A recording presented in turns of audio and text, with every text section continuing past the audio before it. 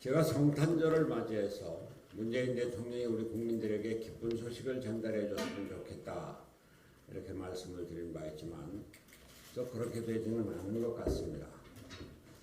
지난 24일 중국에서 열린 한중일 정상회담과 연이어 성사된 한일 정상회담이 특별한 성과 없이 끝나고 말았습니다. 15개월 만에 열린 한일 정상회담은 그나마 한일 정상이 만났다는 데 의의를 둘 수 있기는 하겠지만 우리의 기대만큼 실적을 올리지는 못하는 것 같습니다. 대화를 통해 문제를 해결해 나간다는 원칙을 확인하면서 그간의 경직된 한일 관계를 풀어나갈 실마리를 여는 정도에 만족할 수밖에 없었다는 이야기입니다.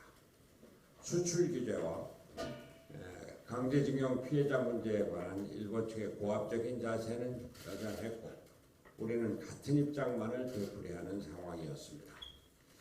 이제 문재인 대통령은 좀 더 적극적이고 대승적인 차원에서 한일 관계를 풀어나갈 대책을 내놓아야 할 것입니다. 제가 제안한 3대 원칙이나 문희상 의장이 제안한 안에 대해서도 적극적으로 검토해 주기 바랍니다.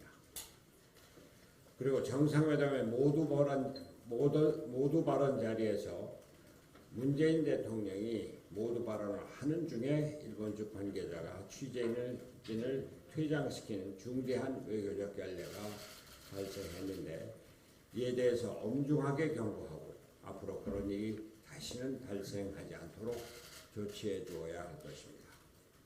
한중 정상회담도 마찬가지입니다. 정부는 중국에 대해서 좀 더 떳떳하고 당당하게 대해야 합니다.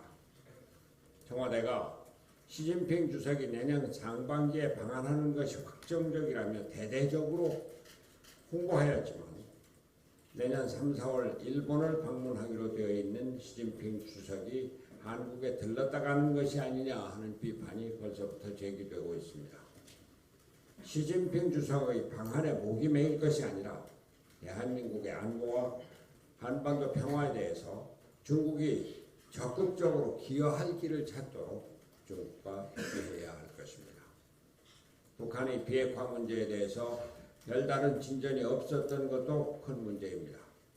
다행히 당초 우려했던 북한의 크리스마스 군사 도발은 없었지만 지난 24일과 25일 리벳 조인트 스타즈, 글로벌 호크, 코브라볼 등 미국의 최신의 정찰기 4대가 한반도 상공에 동시 출격하면서 군사적 긴장이 이어지고 있습니다.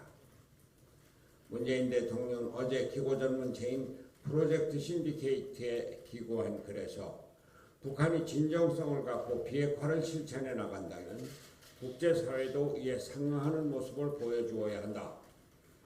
평화가 아무리 절실하다고 해도 한국이 마음대로 속도를 낼 수는 없다고 주장을 했습니다. 그러나 지금은 문재인 대통령이 일방적으로 북한 편을 들 때가 아닙니다. 좀 더 냉정하게 대한민국의 안보를 걱정하고 우방국과의 공조에 힘을 써야 할 때입니다. 이미 말씀드렸듯이 북한 비핵화 문제와 한반도 평화는 당사자인 우리가 적극적으로 대안을 제시하고 주변국을 설득시켜 나가야 할 문제입니다. 그래야 대한민국이 국익과 안보를 제대로 지킬 수 있기 때문입니다.